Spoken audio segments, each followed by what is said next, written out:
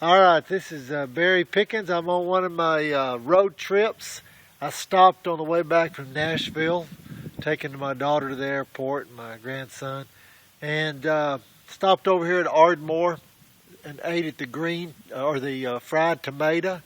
And when I was in there, a gentleman walked up to me, and he was very kind. He saw the shirt I was wearing today, which is Pensacola Polite School where Aaron went to school, and he saw my shirt and asked me if I was into flying, and I said, well, my son is, and he's in the Navy as a pilot. So anyway, this gentleman was nice enough to say, would you like to come and see my airplane at his house?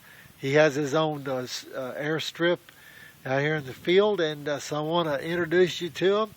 So here we go. Well, I'm Ken Robinson, and when I was a little boy, World War II was going on, and how I really got interested in flying and said if I ever live long enough, there was some things that I wanted in life, and I was willing to work and sacrifice and get them, and been blessed to have them. And one of them was an airplane, because when I was a little boy and World War II was going on, the flight training school at Cortland, Alabama down here, and Tullahoma, Tennessee up here, was there was constant airplanes, one after the other, that came right over this house here, where I was born and raised, right up the road. And I waved till my arm would give out every morning, and then in the afternoon they went back. And so my ambitions was to someday fly. Well, it was a long time coming, but I built me a building there to build an airplane, and from a kit. But then I found this airplane that I could buy, and I had sold my cows and had enough money to buy it, so I just bought it and started training. And I have about approximately 600 and something hours that I have flown. Our son, he's director of internal auditing at Auburn, and we used to fly back and forth to Auburn quite a bit till they done away with low ran. And it's just not much fun to get out here and fly without low ran, nothing but VORs now. So Yeah. I don't do much cross country anymore, and I can't afford it the next thing because I have retired. And but I enjoy life out here and raise vegetables in the summertime, and Tell me a little bit about your plane and okay. and your little runway and Okay. how you go about getting her up in the air. Well, it's a Cessna 172, and I got a short runway, and unless I have about 8 to 10 miles an hour wind out of the right direction, I don't fly out with nobody in there because my runway is short.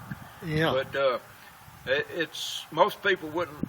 They say, man, after they fly with me, people, when you go for your flight exam and renewal, why they say that the way you land is amazing compared with other people, because I'm accustomed to landing on a spot. Yeah. You got to hit the spot, so you really concentrate.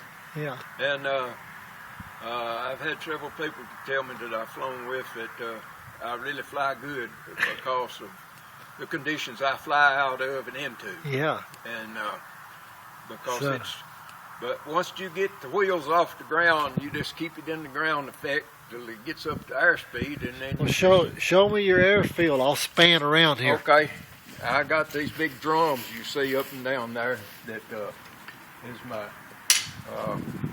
runway. I see your drums down there. Yeah. So, but it's a Cessna 172 that I found that a doctor had, and had a high-time engine, and I had it rebuilt. Show me a little bit about your plane. Tell me a little bit about it. It's a 66. It was built 66 in 1966. It's a 67 model Cessna Skyhawk 172H series. And I have kept it up in pretty good shape, and I enjoy flying every once in a while. When I get ready to fly, I just go out here and fly. Let's walk around it and tell me a little bit about it. What do they call this type of wing here? Well, I don't know. It's just a Cessna. Is all I can tell you about that. Tell me about your motor, your engine. Well, it's got an 0300 Continental in it, which is nobody likes no more because you can't find parts. Yeah. And they're high, like everything else that you keep. This gets old. Right. So this is a Skyhawk. It's a Cessna Skyhawk, H series. Okay. Let me look inside it real quick. Okay. Okay. How many people does it hold? Well, it flies by, an airplane like this flies by weight. Okay. About 535 pounds is people. I mean, basically, it's, if you put if you put your luggage in there with full fuel, you got about 535 pounds, which is 2 people, basically. When's the last time you had it up? I flew last week. I just got out here just to keep the battery charged and keep it running. I flew about a half hour, done 2 landings. Yeah. So Where do you buy your fuel? Indicator or Pulaski. So you go fly to Yeah. get the fuel, Yeah. fill it up, bring it back. Yeah. And so what kind of fuel does it use? Well, it's 100 octane low lead, which Okay. is Hale fuel.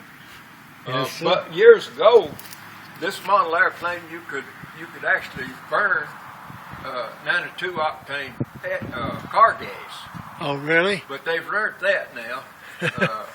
Yeah. I had it certified for car gas when I bought it. But Right. see, they've got to where they're adding this old ethanol to it, so that's not advisable to use no more.